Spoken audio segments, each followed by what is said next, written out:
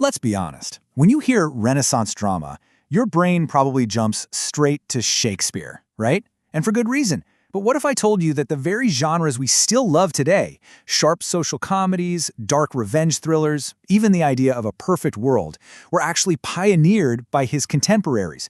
Today, we're diving into three absolute titans who basically built the stage that Shakespeare would later own. All right, first up, Ben Jonson. Now, during the reign of King James I, this guy was the real deal. After Shakespeare, he was considered the greatest dramatist in England. But hold on, before we even get into his plays, there's one tiny detail you absolutely have to know, especially if you've got an exam coming up. Look closely at that name. It's Jonson, no H in sight. Now that might seem like a trivial little fact, but it kind of tells you everything. This was a man who forged his own path, right now to the spelling of his own name. So what was Jonson's big idea? What made him such a game changer? It all comes down to this, the comedy of humours. Now, he didn't just pull this out of thin air. He took an ancient medical theory, the idea that our personalities are controlled by four fluids in our body, our humors, and he turned it into revolutionary theater. So you had characters completely driven by one dominant trait. If you had too much blood, you were overly optimistic. Too much phlegm made you sluggish and lazy. Yellow bile made you angry and irritable, and black bile made you sad and melancholic. It was basically psychology on stage. And for audiences, it felt brand new and incredibly real. And you can see this theory shine in his work. Plays like Every Man in His Humor put this whole concept right on display. But the one to really focus on is Volpone, which is also called the fox. The source material calls it a beast fable, and that's perfect. The characters are so consumed by their humor, their greed, their lust, their ambition, that they basically become animals. You've got Volpone, the cunning fox, his servant Mosca, the parasitic fly, and a whole crew of legacy hunters circling like vultures and crows. It's a brilliant and brutal satire on human greed that, let me tell you, still has teeth today.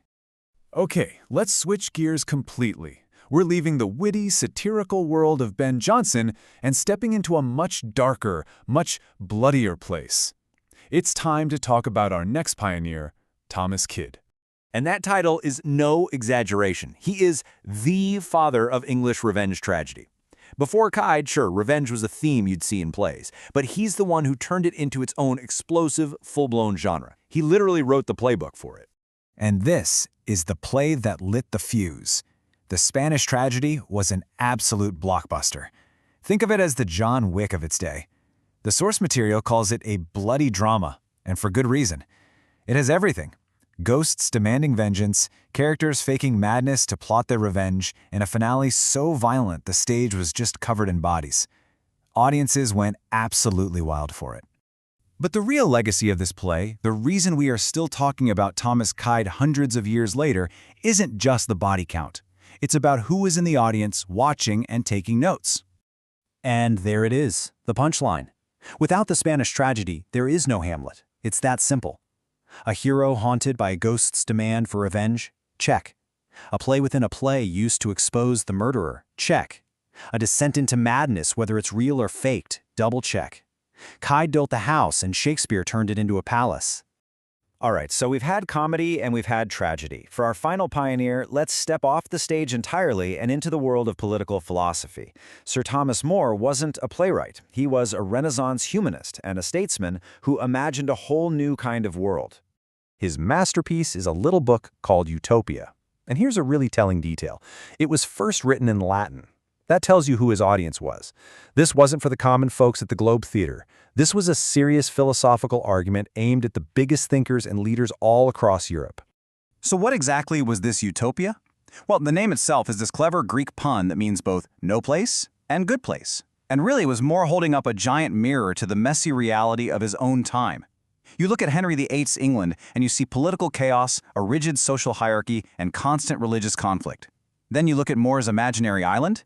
It's an ideal kingdom, a society without any problems, where everything is shared and reason is king.